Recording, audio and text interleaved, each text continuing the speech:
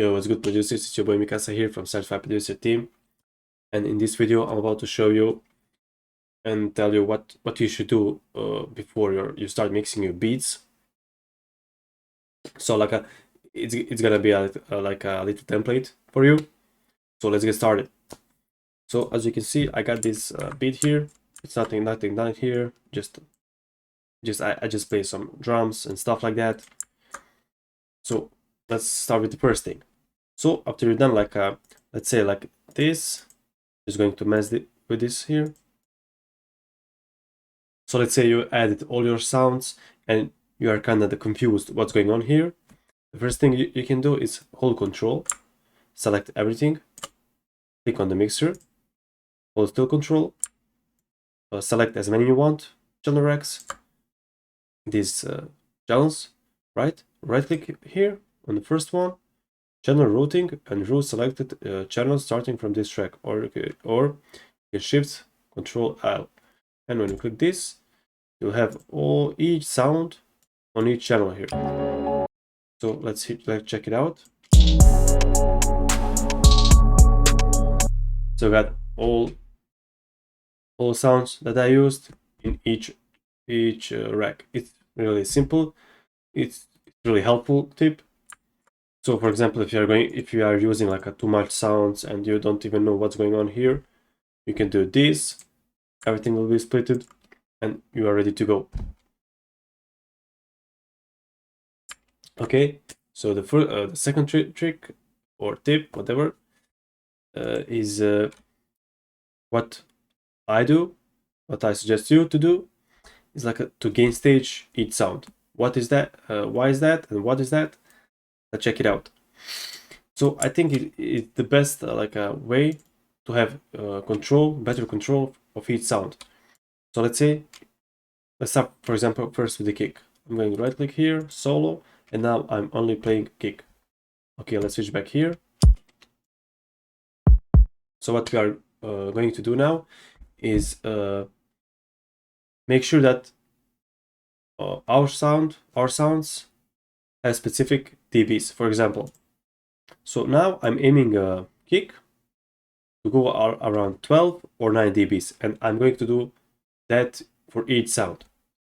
So for example, kick, and now I'm playing with these velocities, not this one, only these.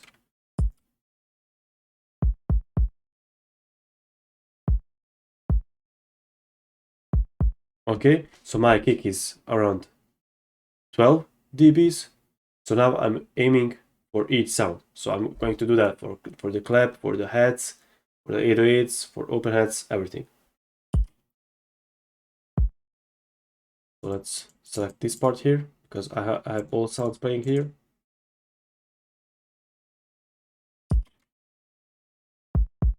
Okay.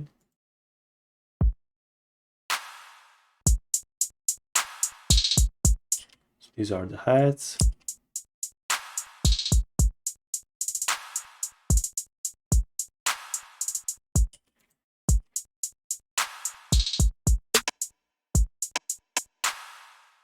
Okay.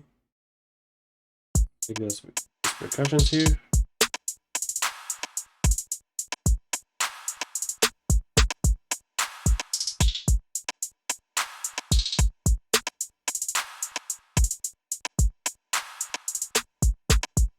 So this is just basic example. Make sure you gain stage each sound. So I think it's going to help you really good way. You are going to have a full control. Now after that you're just going to play with these effects, play with the velocities, and that's it.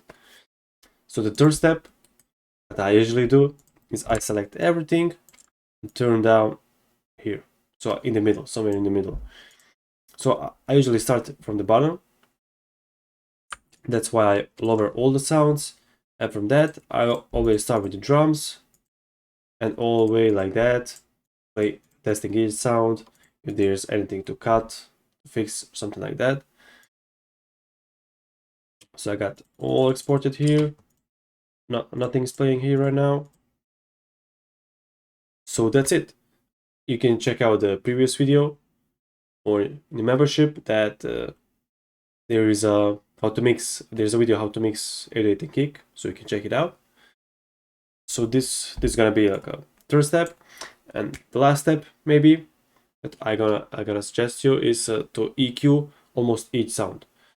I mean, you don't have to EQ all sounds, of course, but some sounds really need like a EQ to cut some high frequencies, low frequencies. Something is there clashing. So for example, some melodies have a lot of bass in them, so you have to like EQ them, cut some low frequencies and stuff like that. So make sure you EQ sounds, see what's wrong, what's not wrong, and stuff like that. So that's gonna be it. Thank you guys for watching. Make sure you subscribe, check out the other videos, and I'm going to see you in the next video. Bye.